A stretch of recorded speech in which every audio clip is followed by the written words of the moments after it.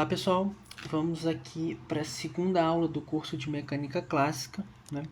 E na primeira aula, relembrando, a gente viu sobre as definições de espaço e de tempo. Lá então a gente definiu algumas operações vetoriais, né? A gente definiu os vetores no espaço tridimensional, as operações entre eles, soma, produto vetorial, produto escalar, e a gente também viu que o tempo ele era uma quantidade, né? Voltando aqui em cima, ele era uma quantidade que é universal e única, né? Então aqui a gente vai estar trabalhando com o tempo universal. E isso vai mudar quando a gente falar de teoria da relatividade geral, então esse tempo vai deixar de ser universal e a gente vai ver isso mais para o final deste curso. Então, nessa segunda aula, a gente vai falar sobre as 3 leis de Newton. Então, começando pela primeira lei. Então, essa primeira lei, o que ela nos diz? Ela nos diz que na ausência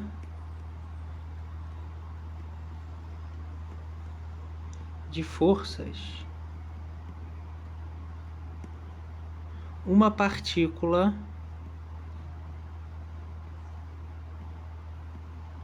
se move com velocidade constante dada por V. Essa lei ela é conhecida como a lei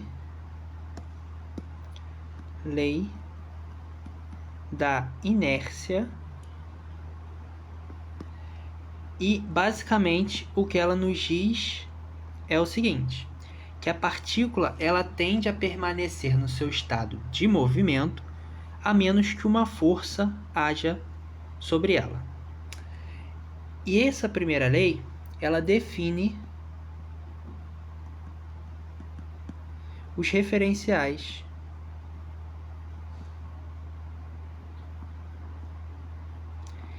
inerciais. Então aqui a gente tem a nossa definição dos referenciais inerciais. Então, os referenciais inerciais são aqueles em que uma partícula muda o seu estado de movimento devido a uma força que atua sobre ela. Se não há força atuando sobre ela, ela tende a permanecer no seu estado de movimento. A segunda lei nos diz o seguinte, nos diz que a força resultante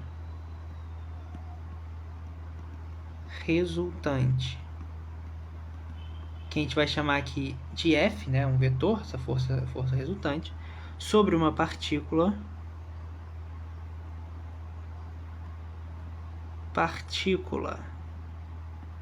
qualquer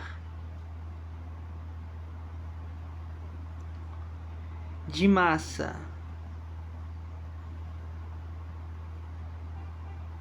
mzinho é sempre igual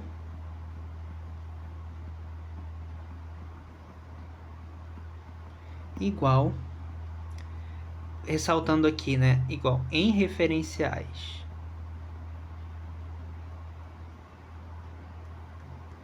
inerciais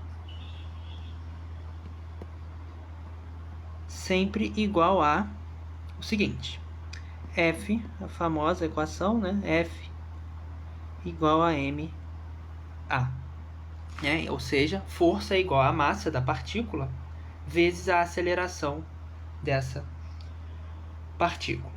Isso daqui a gente pode escrever da seguinte forma, como sendo a massa vezes, quem que é a aceleração? A aceleração ela é a taxa de variação da velocidade. Então a aceleração ela é a derivada da velocidade, derivada dessa velocidade no tempo, né? Mas quem é isso aqui? A gente pode reescrever isso daqui dessa forma. Isso daqui, ó, pode ser reescrito desse jeito, né? Porque aqui a gente teria nessa derivada desse produto, você faz a regra da derivada do produto, só que a massa aqui a gente está supondo que não depende do tempo. Então a derivada da massa no tempo é nula. Então a gente fica só com esse termo, que é justamente esse termo que aparece aqui na força, né? E aqui a gente pode notar que quem que é esse mv, né? Esse mv é o momento. Então o momento, como vocês sabem, é massa vezes a velocidade. Então uma outra forma de escrever essa segunda lei de Newton é dessa forma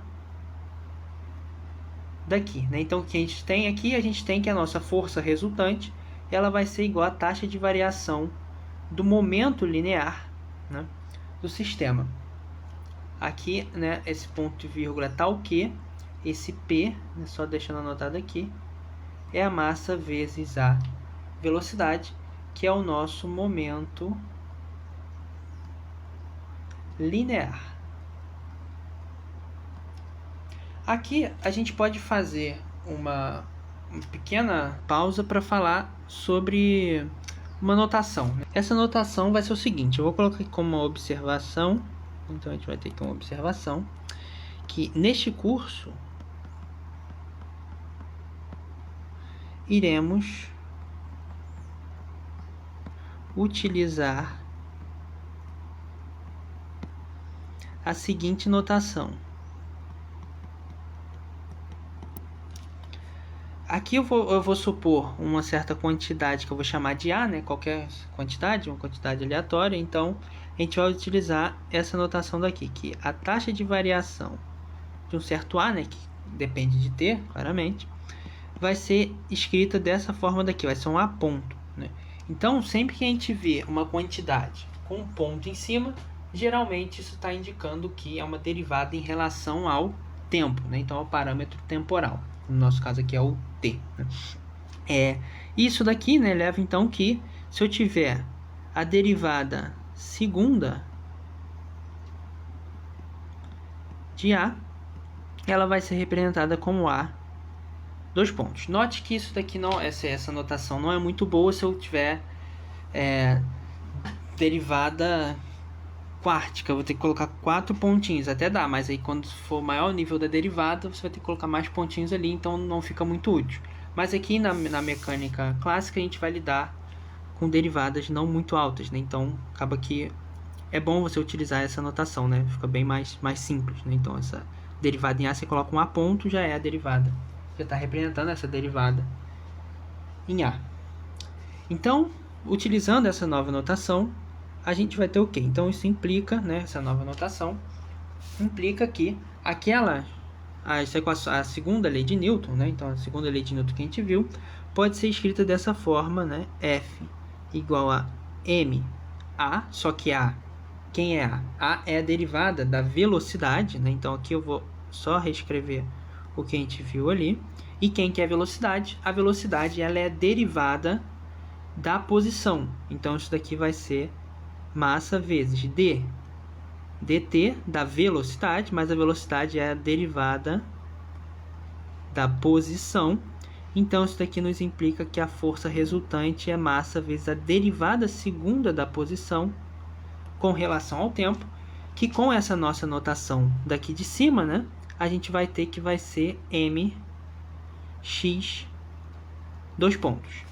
Então, o que a gente conclui daqui, com essa nova notação, a gente vai ter que a segunda lei de Newton ela vai ser massa vezes r, dois pontos, que é a nossa aceleração. Ou então, como F é dp dt, essa força então vai ser simplesmente p ponto, derivada do momento linear no tempo. Então, essas são duas formas, né? Com essa nova notação, nossa segunda lei fica escrita desse jeito, né? Aqui eu vou escrever só que o R é a posição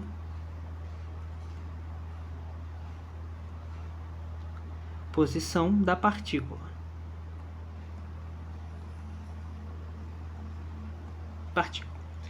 Agora, indo para a terceira lei de Newton, né, eu vou enunciar essa terceira lei aqui. Então, a nossa terceira lei.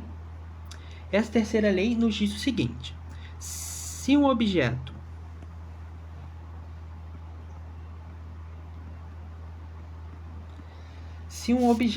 que eu vou chamar de objeto 1 exerce uma força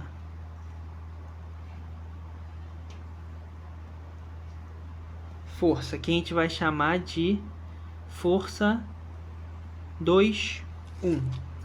No objeto, aqui o objeto eu vou chamar de OBJ, para simplificar, né? Então, no objeto que eu vou chamar de objeto 2, então, o objeto 2 sempre exerce uma reação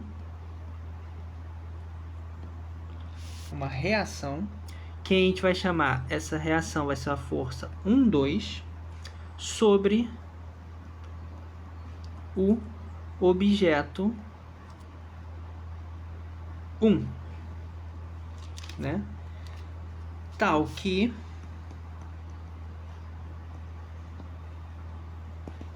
essa força que 1 faz em 2 vai ser igual a menos a força que 2 faz em 1. Então, a gente vai ter forças opostas, né? Então, essas forças com sinal trocado. Aqui, essa lei, né? Então, essa lei é conhecida como a lei da ação e reação.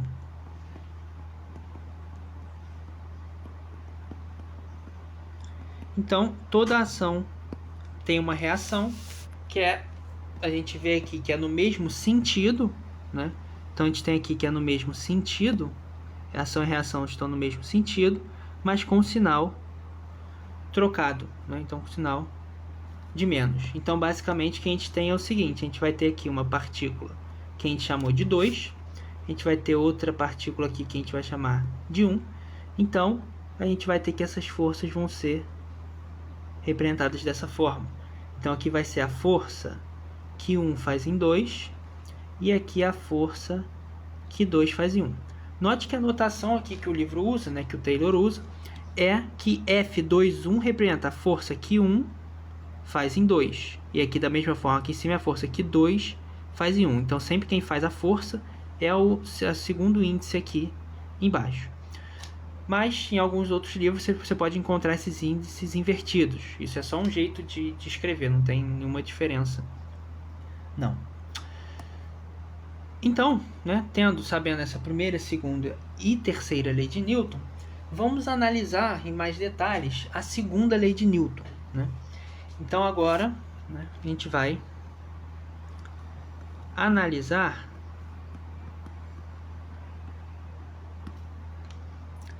a segunda lei de Newton, né?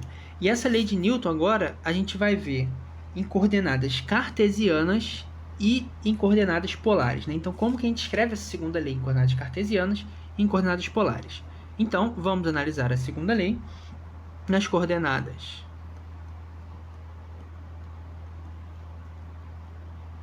cartesianas, ou seja, nas coordenadas x, y e z, e nas coordenadas polares. Então, as coordenadas polares têm duas dimensões, né? Então, a gente vai analisar isso em duas dimensões. E aqui, vale ressaltar que, né, por que é interessante a gente fazer mudanças de coordenadas, né? Então, é interessante porque a mudança de coordenadas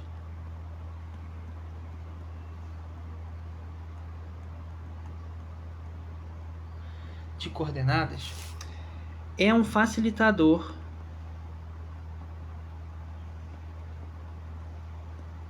na resolução dos problemas.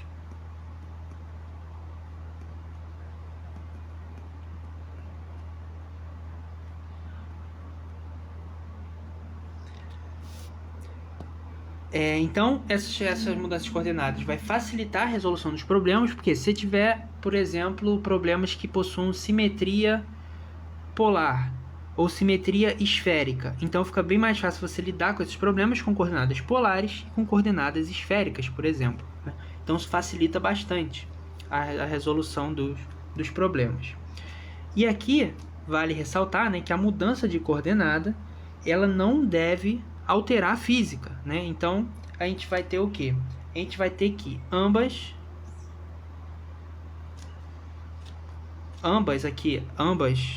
coordenadas, né? Ambas coordenadas devem conter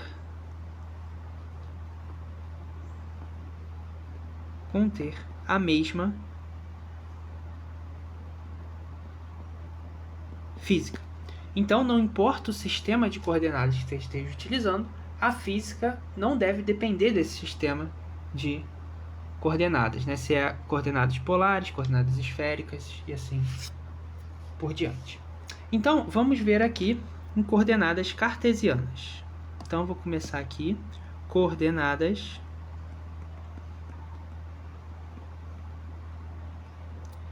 cartesianas,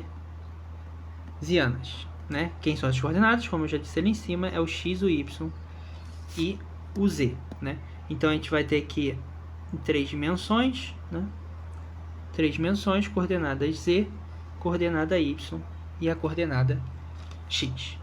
Nessas coordenadas, a gente vai ter que a nossa força, quem que vai ser a nossa força, né? Então, a nossa força ela é um vetor, né? Ela vai ser, então, uma f de x na direção x, mais uma f de y na direção y, mais uma f de z na direção z. O nosso raio, da mesma forma, né? Então, o nosso raio vai ser x, x chapéu, mais y, y chapéu, mais z, z chapéu. E aqui, né, lembrando das aulas anteriores, a derivada segunda do R, do raio, não, aqui da posição, né? Desculpa aqui, a posição da partícula, né? Essa derivada segunda da posição da partícula vai ser x dois pontos, x chapéu, mais y dois pontos, y chapéu, mais z dois pontos, z chapéu. Então, utilizando isso daqui, a segunda lei de Newton vai ficar como, né? Então, com isso,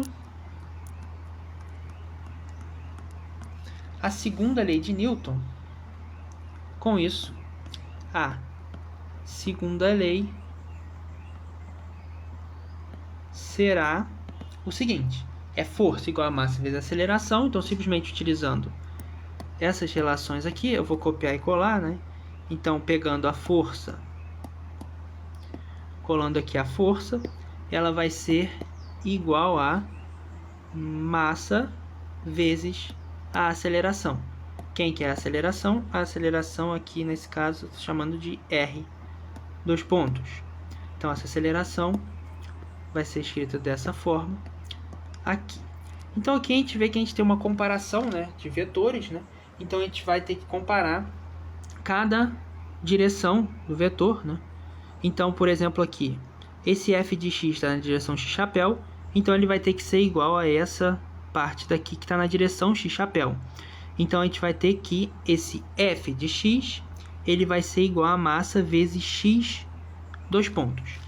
E fazendo, então, essa comparação, a gente vai ter que a segunda lei vai ser escrita da seguinte forma: f de x vai ser massa x dois pontos, f de y vai ser massa y dois pontos, e f na direção z vai ser massa na direção z vai ser massa vezes z dois pontos. Então, a gente percebe que é uma forma simples em coordenadas cartesianas. Essa é a segunda lei de Newton.